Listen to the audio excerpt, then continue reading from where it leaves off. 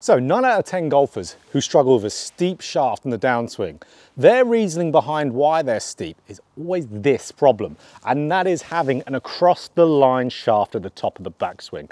Now, when you're there, it makes it incredibly hard to be able to do anything else other than be extremely steep. Now, why that is so hard for it to be anything other than steep in transition is because of the amount that you have to have the shaft travel to be able to shallow out.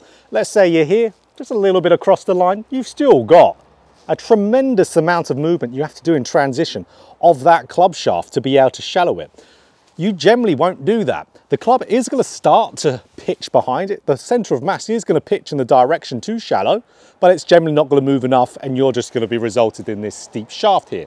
So for us to be able to rectify this and have that shallow shaft, of course, we need it being a little bit either more down the line or slightly laid off, because then, of course, you don't need to do much to be able to shallow it. That same movement you're already having, that same shaft movement, if you just do that with that new shaft angle at the top, you're going to be shallow, you're going to be moving a lot better in the downswing, fixing that steep shaft. Okay, so let's dive into why golfers are normally across the line. Now, there are a good few reasons, but I'm going to dive into the most common one I see here, and that is their trail arm moving behind them with their elbow in very simple terms here. So I will see them with their elbow pointing more behind their body at the top of the backswing here. So you could call this, if this was more technical terms, it's internal trail shoulder rotation, that movement.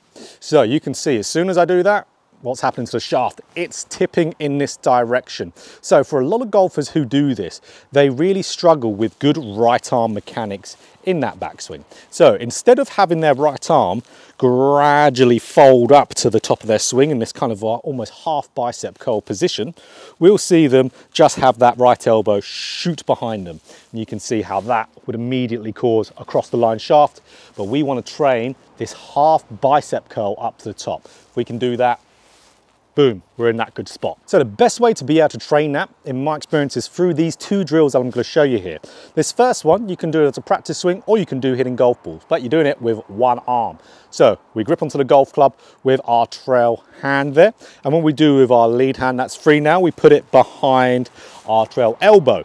So now we're preventing that movement of the right arm shooting behind us.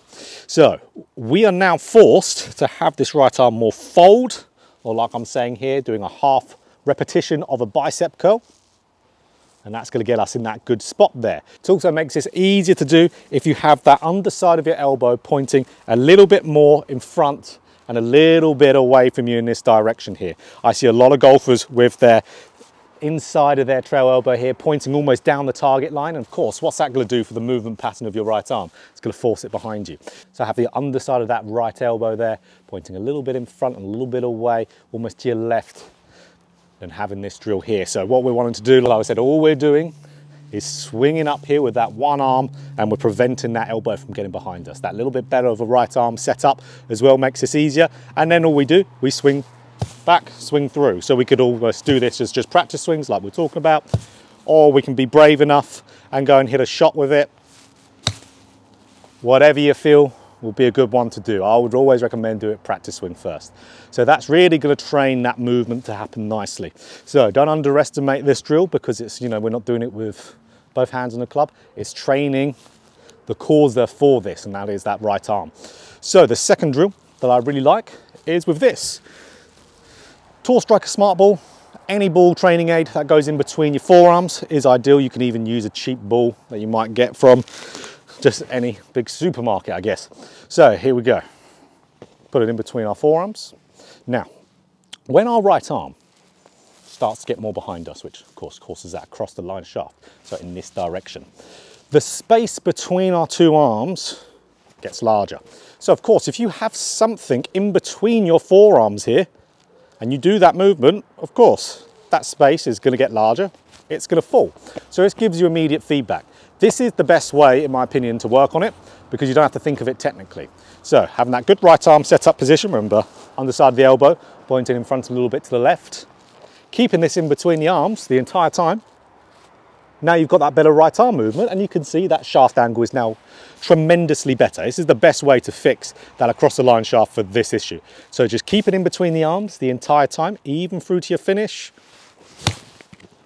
And now you've got a really good structured swing. So keep this in there. This is so good for so many other things. I very much recommend you get this. This will fix a lot of things in your golf swing. This will keep that right arm working nicely, having that half bicep curl up. There we go, brilliant one to work on. So, absolutely, picking up one of these will be brilliant. This is Tall Striker Smart Ball, my favorite version of this. As you can see, there's a very sad looking impact ball down there. That will be also good. So next to the impact bag, there's a little ball there. Brilliant.